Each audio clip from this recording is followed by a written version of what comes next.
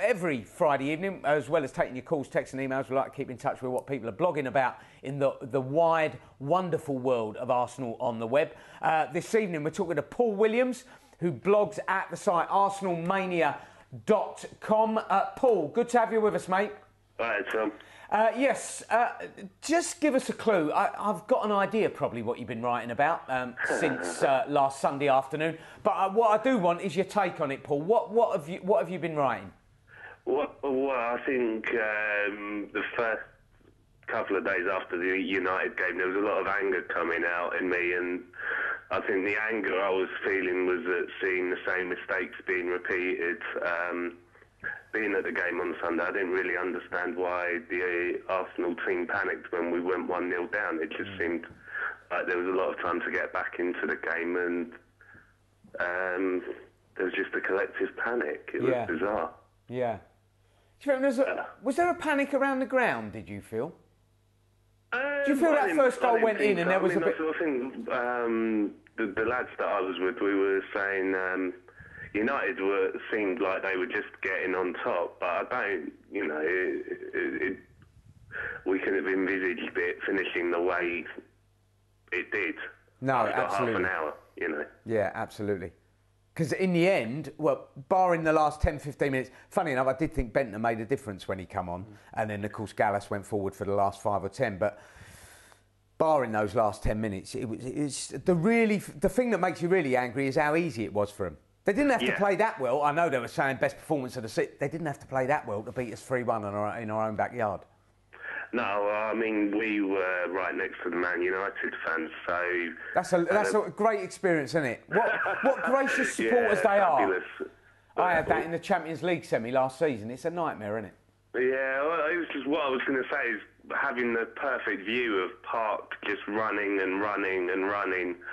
And then there was a point where I realised he wasn't going to pass, he was going to shoot, and he was probably going to score. And I've been quite critical of Manuel Almunia, but he couldn't have done anything about that goal, or probably the second goal, because he was just left exposed by the defence. So you had this couple of days of anger. What replaced the anger, or did you really start getting annoyed after that? Well, I've been ill all week. That's it. You see, that is proper football supporters. Get angry and then get ill. Yeah, so I kind of took a break from it all on Wednesday, and then, or yesterday even.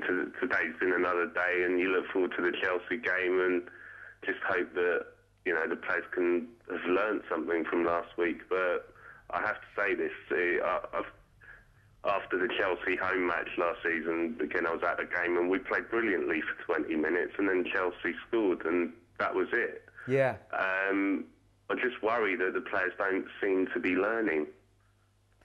It is all about... I want to bring Dan and Iyare in because, what you're talking about, I think you're absolutely bang on, Paul. And you say not learning because it's a mental thing, isn't it? It is that what happens when they go 1-0 down. Funny enough, at Stamford Bridge last year, we went 1-0 down. And came back, yeah. Well, and we didn't panic. We just kept playing our stuff. And you've seen it against, 2-0 down at home to Bolton. Just keep playing our stuff. Just keep playing our stuff. Liverpool. Absolutely, at Liverpool.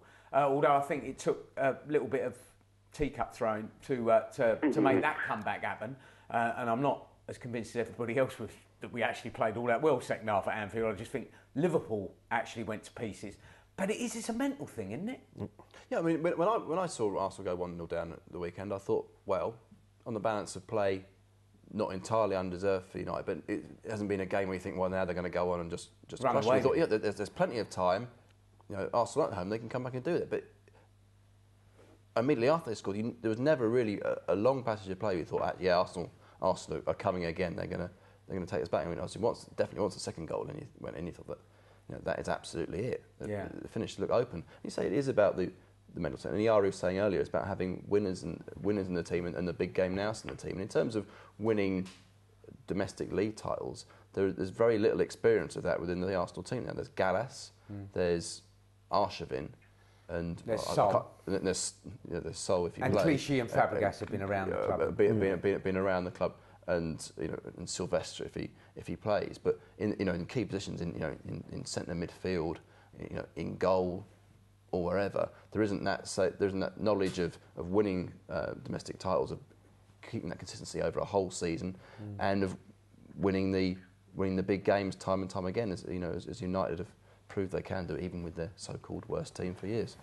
Paul, what happens? How important is it to get one or two players? I mean, would you feel a lot better about Sunday if you knew that Nicholas Bendtner and Abu Diaby were going to be fit to play? Well, I'm a big fan of Nicky Bendtner, so yes, I would feel a lot better. Oh, and just purely for his physical presence as well. That was the other thing about Sunday on the manager's part, to go into a game against the league champions without a recognised centre forward. And I know that we've been unlucky with injuries this season, but it just smacked of arrogance in a way, and I don't know, it just seemed weird. So yeah, Bendtner back, and I think also Diaby as well. He was in good form up until the injury. Absolutely. So. He was looking like the player we all thought he was going to be when he first turned up and first broke into the first team. Yeah, absolutely. Well, I mean, it does take, we look at Eduardo at the moment and just see how long it's taken him to come back. To be perfectly honest, after that lad at Sunderland smashed Diaby's ankle up for him, I think it literally has taken him a year and a half to kind of not just get over the physical ramifications of that, but the psychological ones as well. And I think, really, people are going, oh, Eduardo, he's not come again yet, he's not looking the player he was.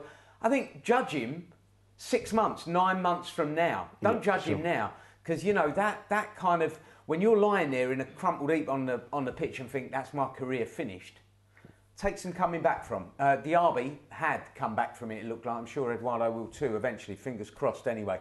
Paul, great to talk to you, mate. Thanks for being with us on the Fans Forum tonight. That's Paul Williams, who blogs at it's a website, Arsenal-Mania.com. Plenty else going on the website, but that's where Paul blogs. You can read him daily, unless he's poorly.